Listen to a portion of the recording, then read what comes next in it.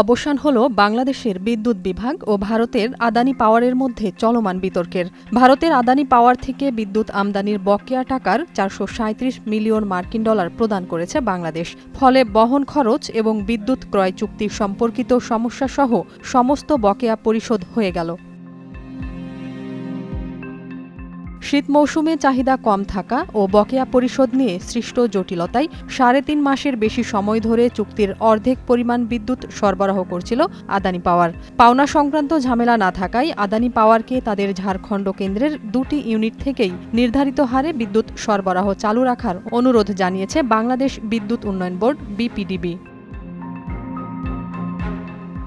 2017 সালের 5 নভেম্বর ভারতের আদানি পাওয়ারের সাথে বিদ্যুৎ কেনার জন্য চুক্তি করে বাংলাদেশ বিদ্যুৎ বিভাগ। 25 বছর মেয়াদী ওই চুক্তির আওতায় বাংলাদেশকে বিদ্যুৎ দিতে ভারতের ঝাড়খণ্ডের গড্ডায় $200 কোটি ব্যয়ে কয়লাভিত্তিক বিদ্যুৎ কেন্দ্র নির্মাণ করে আদানি পাওয়ার।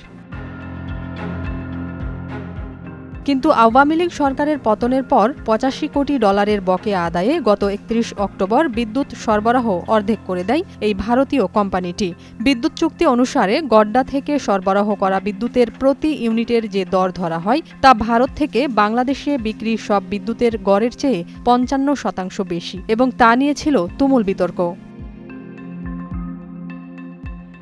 বিশেষজ্ঞদের মতে আদানির সঙ্গে চুক্তি ছিল বেশ কয়েকটি কারণে জাতীয় স্বার্থ বিরোধী। ভারতের আদানি শিল্পগোষ্ঠীর নানা কেলেঙ্কারি প্রকাশের সঙ্গে সঙ্গে তাদের বিদ্যুৎ বিক্রির গোপন চুক্তিটিও ফাঁস হয়ে যায়। দেখা যায় তৎকালীন আওয়ামী লীগ সরকার এ চুক্তির ব্যাপারে জনগণের কাছে কোনো সত্য তথ্যই প্রকাশ করেনি।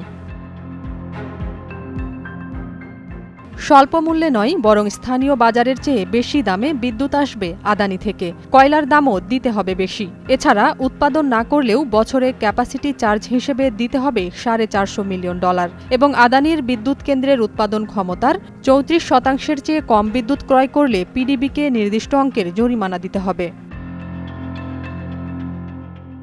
আবার বার্ষিক ঘোষিত চাহিদার যত কম বিদ্যুৎ পিডিবি নেবে ততটুকু বিদ্যুতের কয়লার দাম, জাহাজের ভাড়া, বন্দরের খরচ দিতে হবে পিডিবিকে। আদানি তার সরকারের কাছ থেকে করের বোঝা ছাড় পেলেও চুক্তি অনুযায়ী বাংলাদেশ আগামী 25 বছরের জন্য আদানি পাওয়ারের করের বোঝা বহন করবে।